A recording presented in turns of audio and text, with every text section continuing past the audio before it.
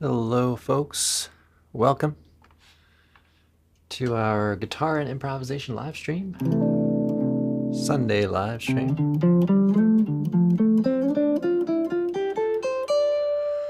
Welcome if you're in the US. You might be experiencing this storm coming through. I'm here on the East Coast, Mid-Atlantic, Baltimore area. And yeah, we got a lot of snow. So, and it's still coming, although it's kind of like a freezing rain kind of thing.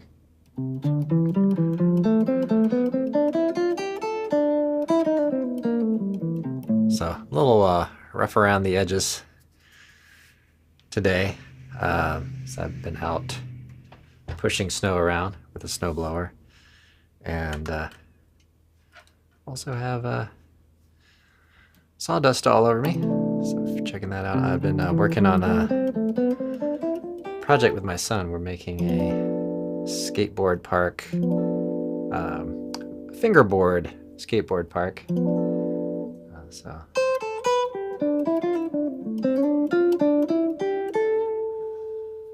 I don't have backing tracks lined up today, just because I didn't have quite the time to set it up. But I'll do a little playing solo here.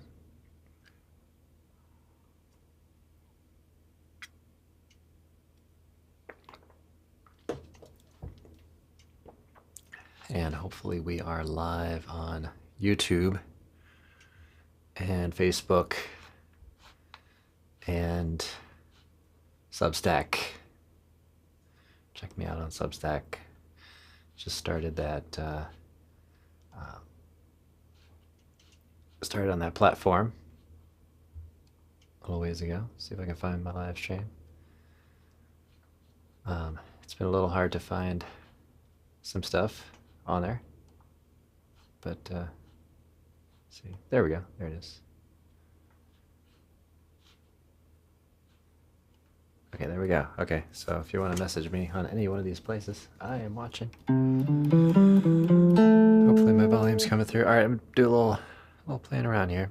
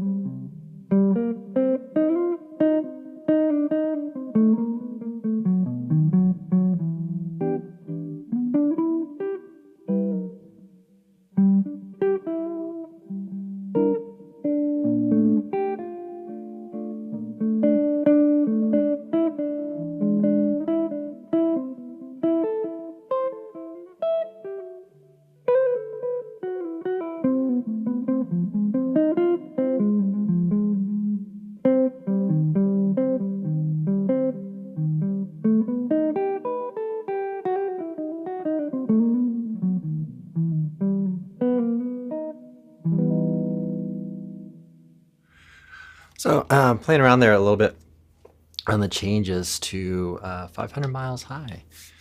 Welcome, Jason L. Thanks for joining us.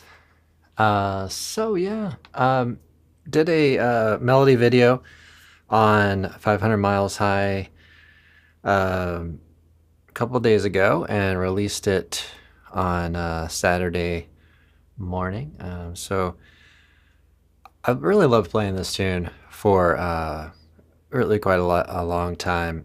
And actually, I had made a chord melody at one time that was a little bit more of like a solo guitar piece. But I didn't document that in any way.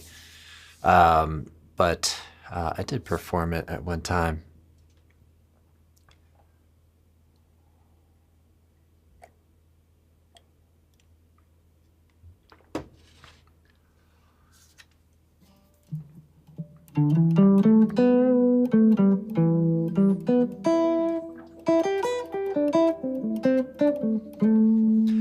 One thing that's really cool about this tune is how the kind of the shapes and the tones change over over the course of the progression. You know, some remaining the same, some changing.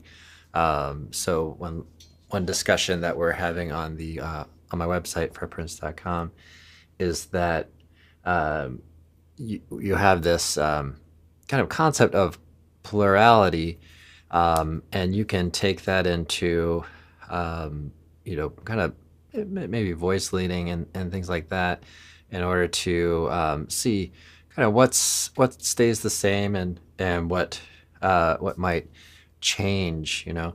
So for example, on the beginning of this tune, if I'm playing E minor 7, right, that's a lot like G major 6, right? So if I say, well, if I'm going to a G minor 6, that means I would really only have to change one note, right? So the plurality concept, which I mentioned him a few times on the channel, I learned from Walter Namath. So you say this could mean different things based on the note the bass player is playing, really, or the note that you're playing in the bass.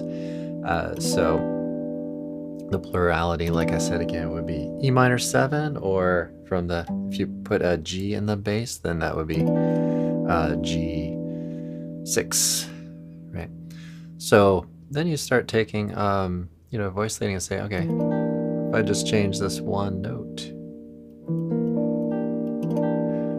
the third string down a half step, and then, you know, you might ask, oh, well, is this E minor 7 flat 5? And well, it depends on what's in the bass. So if we have a G in the bass, then it's G minor 6 kind of chord. I like playing G minor 6 on that part of the change. If you've looked at lead sheets, you might have seen G minor 7. G minor 7 works as well. But you see in the chord melody arrangement, the melody note is the 6th of the chord. So so you really kind of need that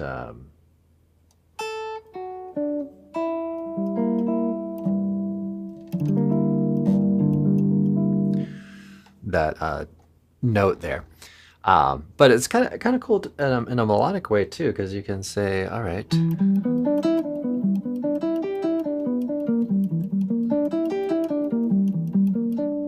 right, over both of those changes. So let's say of E,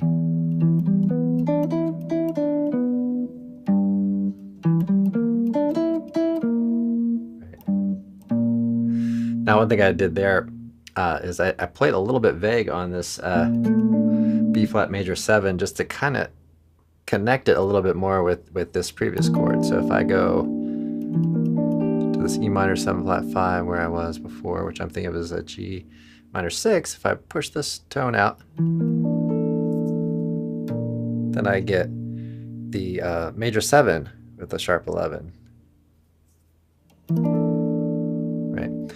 So some really cool things that you can do on this tune. I highly recommend digging out your, or not your, but the inversions and things that you might know, and you know, play that. you know, like if you have B flat major 7, right? And maybe you play D minor 7 over that change. Bass player is playing B flat. Then that's a B flat major 9. So then when you get to B minor 7 flat 5, you can just turn the D minor 7 to D minor 6. That becomes the first inversion of the B minor 7 flat 5. So it's a very, I might say, fruitful study or a tune to study for that. And, you know, one of the things about that is and when you have root movements that go into thirds, whether they be minor thirds or major thirds, there tends to be a lot of commonality and, you know, like I said, plurality, right? So in this example, B flat major 7 has a lot in common with D minor 7, B flat major 7, and D minor 7, right? So the roots of those are a third apart. So once you start comparing inversions and some of these common substitutions, a lot of insights can occur. It's a lot of fun to look at, really, and get into kind of controlling the range and the direction of your chord voicings, and that all spills over into melodic playing as well.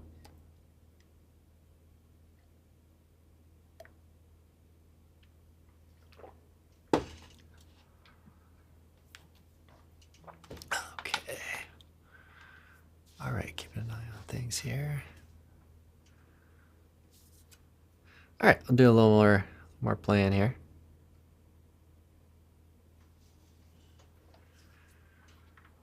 If you see or hear anything that you're interested in, let me know, and I'll try to recall it and see if I can talk about it a little bit, or just give me a hello and let me know how you're doing. Are you snowed in? I'm trying to stay on top of the snow blowing because I think it might just kind of freeze into a block of ice later on, according to what I'm hearing. All right, folks, let's play a little bit on 500 Miles High.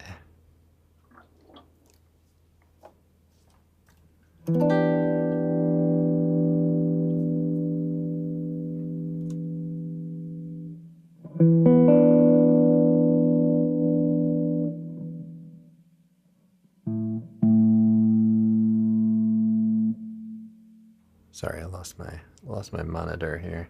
Here we go. I think I'm back. Okay.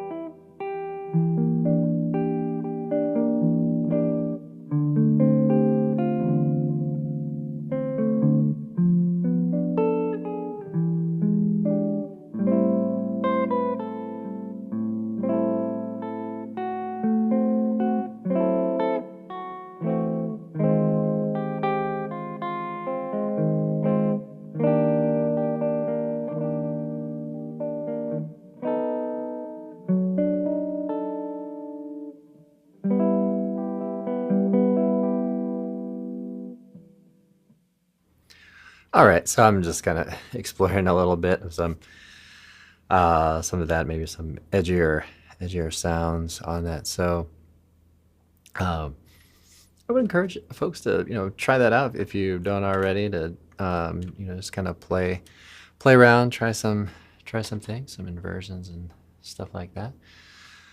So let's see what else is new here recently. So we had a bit of video I did on talking about practice and all that. So I gave some of my thoughts on that. Uh, a few things. Not taking on too much at any one time.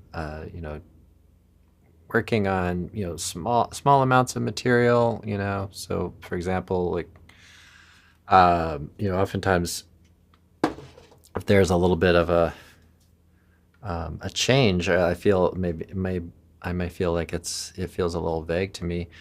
I'll just isolate that change. So maybe like two chords, and just work uh, at that particular sound and see how many different ways the lines, want to move from one to the next. Also on these videos that I release, um, I will often just work on real short passages or maybe a phrase or anything that's kind of showing as a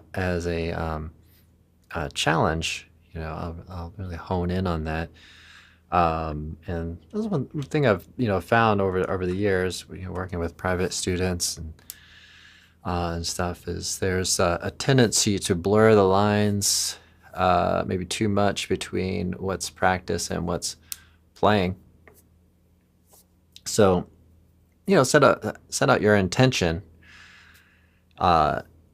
If you play through a full tune and let's say you know that it's not performance ready, then you need to set out an intention to find the problems.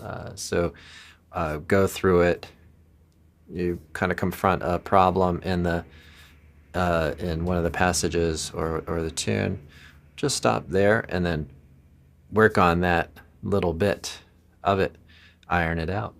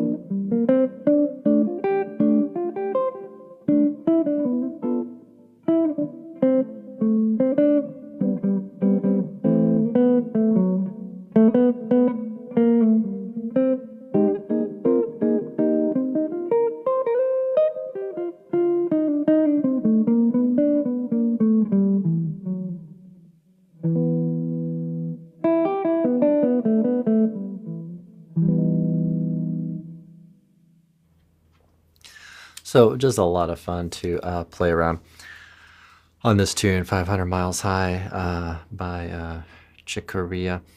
I put together the backing track on that. I was hoping to get a backing track for soloing on it going as well, but didn't quite get around to it by today. But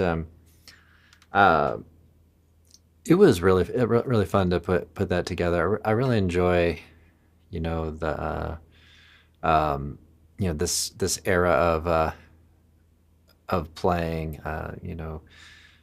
Chick Corea, and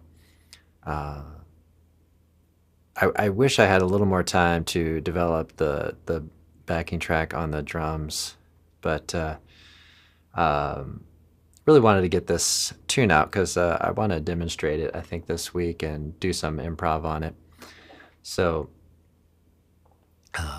so who knows? Maybe I'll do a little more work on the drum backing track, but that's one area that's really tough for me to kind of put together. Not being a drummer. Interesting note, I've talked about Walter Nemeth on the channel. He played drums. I mean, he was a guitarist in the Buddy Rich band, but he played drums. He would actually warm up the band before the show, and when Buddy Rich would come on. And actually I didn't learn that from him. I learned that from Steve Novosel, who I also studied with. And I thought, wow, that's really interesting. So he must have been pretty good on drums, I would imagine. He did tell me that he played drums.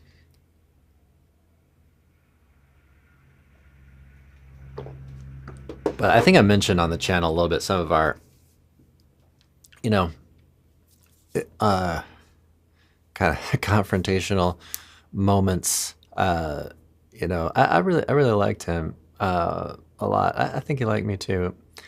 But if you've ever heard the Buddy Rich tapes, you could kind of understand maybe where he was coming from. He actually gave me a copy of the tapes. I remember the cassette, and somebody recorded on the bus, I think it was, him going on about beards and no beards in his band. And, he was a prickly pear, I think, to say the least. But anyway,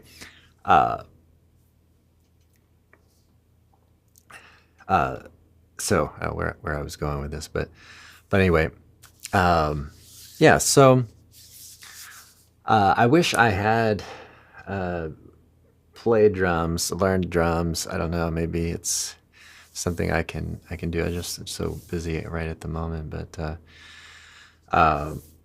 right now I'm just like kind of programming drums or using loops and stuff that I have on my computer. But for that one, I kind of had to program them because it's got some things I just couldn't really find. But ends up being a little bit stiff. But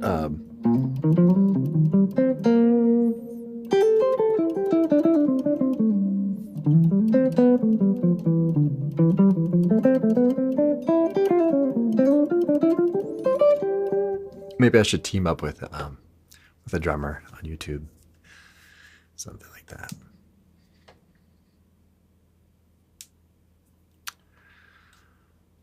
All right, folks, I'll do a little more playing around here. Guessing most folks are kind of dealing with the snow and everything. Let's see, make sure everything's all right here. Yeah, things are good.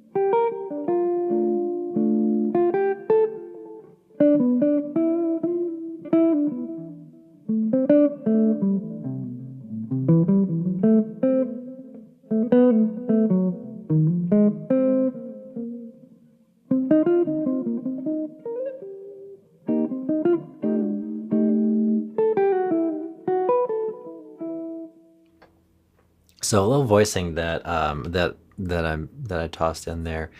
Oh,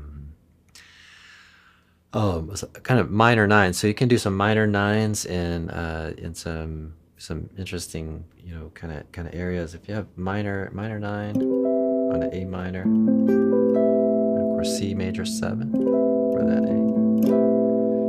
So you can do any, you know, any inversion of C major 7. Play, and you can get some interesting voicings like this. And then you can grab partials of that. So get these nice close kind of voicings.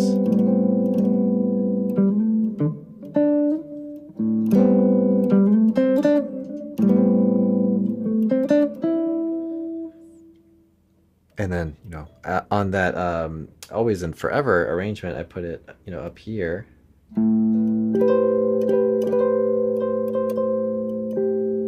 make that a little more accessible.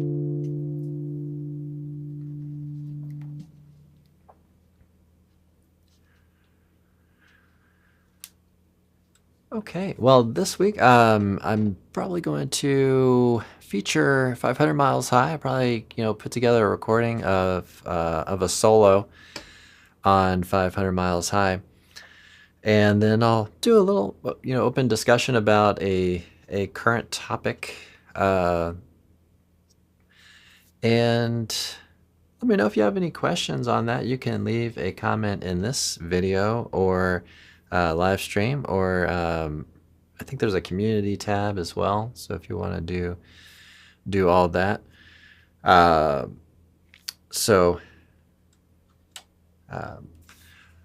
please give me a message. Let me know what you think.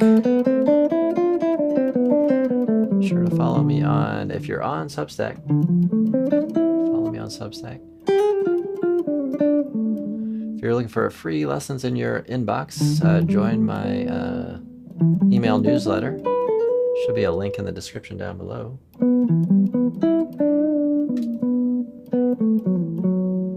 Follow me on Facebook. I'm not as active on Facebook as YouTube. Mostly YouTube is my preferred place to kind of be, but I am really liking Substack a lot.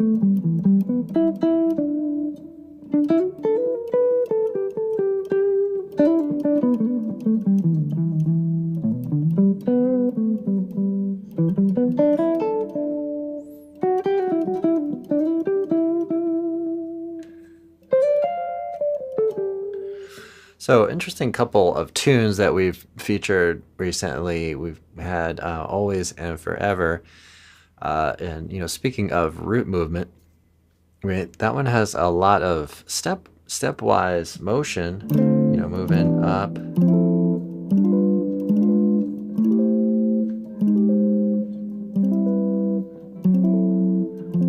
Stepwise down as well, up and down. And so that's going to lead to a certain direction for improvisation and some certain you know, challenges. And then, you know, this tune we're doing this week, 500 Miles High, you know, rather than whole steps and half steps, you know, the root movements tend to be more minor thirds and major thirds. So, you know, that's going to present a whole other challenge, right? Because when you go in whole steps, let's just say you're like in C major.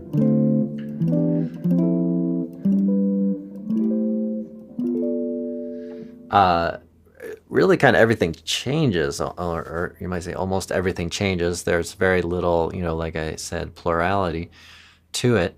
You know, you're going to play C major 7, and then D minor 7, E minor 7. You know, everything's just kind of changing. Very little in common between the chords. So when we're going in thirds, you know, go from, you know, C major up to E minor, right? There's between C major 7 and E minor 7, there are 3 notes in common to that E minor triad.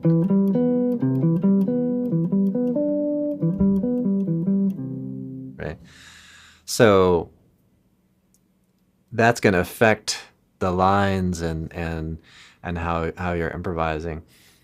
So, interesting to consider, what when you're maybe studying a progression, if you're going a circle of fifths, there's also going to be certain things that are in common between some of the chords. So let's say Autumn Leaves, you have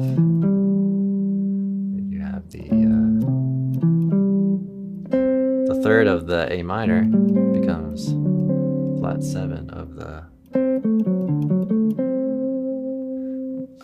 D7, right? The third of the D7 becomes the major 7 of the G. Right? So you can play around with that, what's changing, what's not changing, and you can take advantage of that in your improvisation. So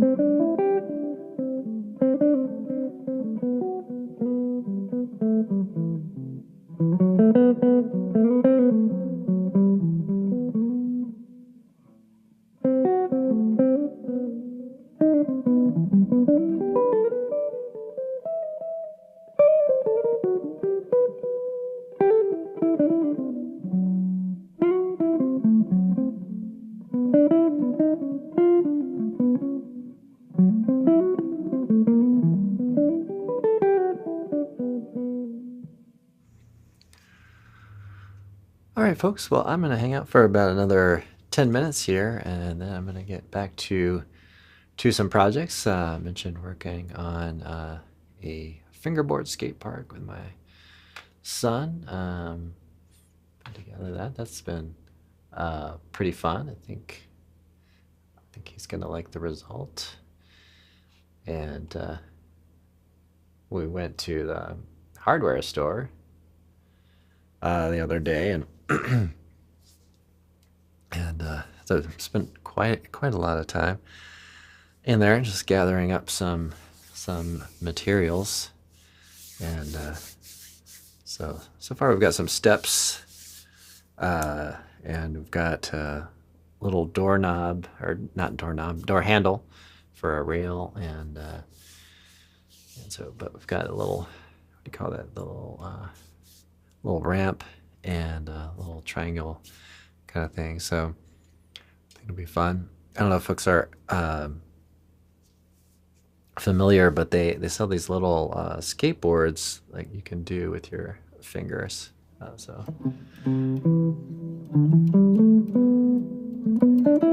didn't have those when I was a kid.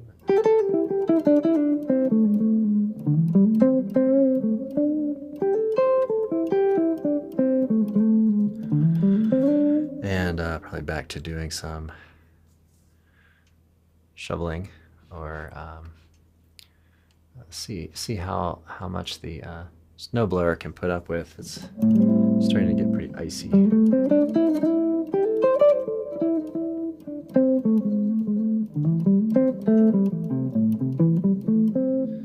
So no warm up today, so maybe chops may be a little bit rough, but hopefully you've had a good time hanging out here on Sunday. If not, check out the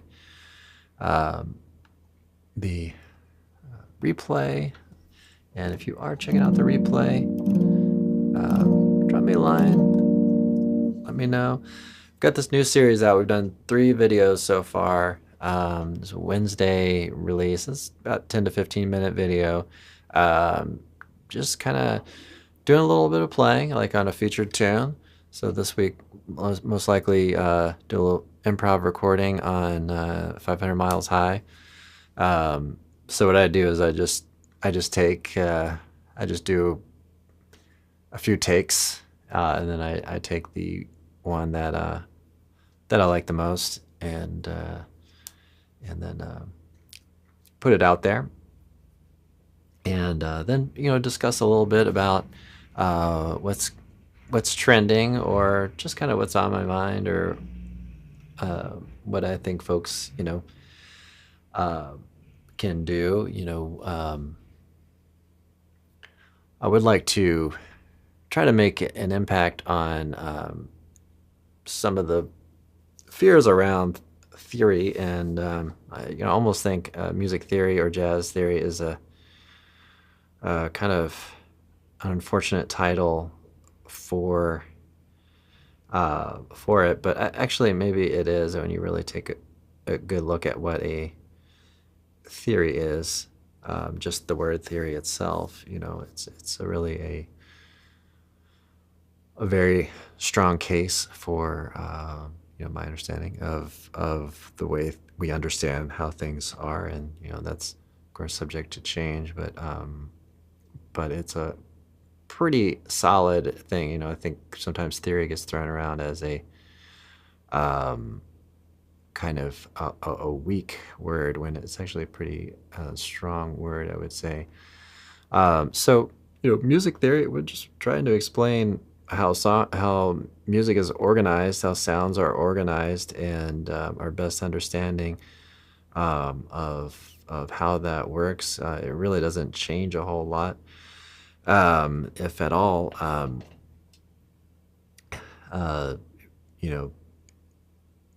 The harmony and all that. So there are certain things which I would say, maybe even like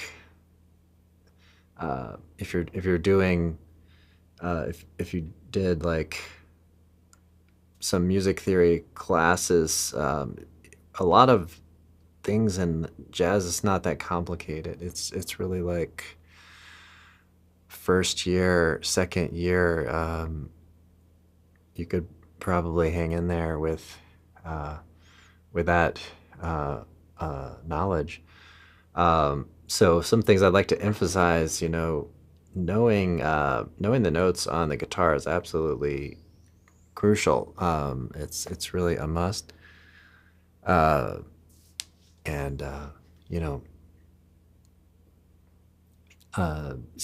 it really encourage folks to, just work with some foundational type things. I mean, a lot of these tunes that we play as standards, like All the Things You Are, were really pop tunes at one time, right? So they're not like that outlandishly complicated. Actually, Autumn Leaves is it's mostly diatonic, really. A couple little things that you need to know, or want to know. Some maybe harmonic minor, and maybe a little bit of secondary dominance. But they can do quite a lot if you know a little bit about 5/1s in minor and major, and then can borrow from different keys, and your 5 fingerings. Know the notes.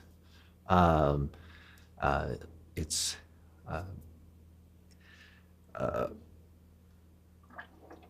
not super terribly complicated, and then also not something that needs to happen someday. I would suggest to play a tune and record yourself, and document and enjoy. I know it sounds kind of cheesy, but just kind of be right where we are right now.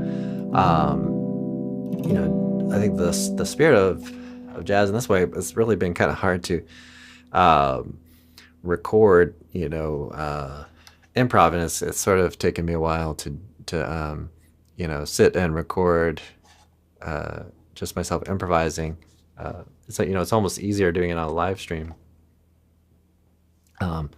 because it's just, and you're under that moment, and you're in that moment, and you're pressed and compelled to be in the moment repeatedly, and that's what happens when you play live.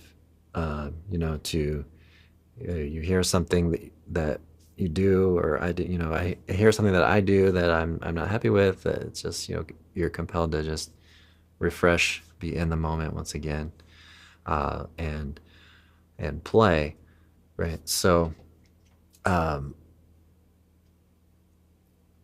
so I try to enjoy, exactly where you're at, right now, and how much language you currently have, and kind of work with that.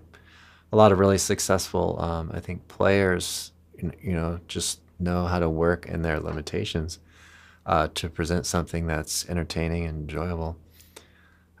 So that's something to possibly consider, and maybe something that I might talk about this coming Wednesday. So check out the video. Should be released by the afternoon or evening on Wednesday. Be sure you're subscribed and all that, and I will see folks next time. I should be back next weekend, and stay safe, everybody. Stay home if you can, if you're in the snowstorm here in the U.S. East Coast, and I'll see you in the next one.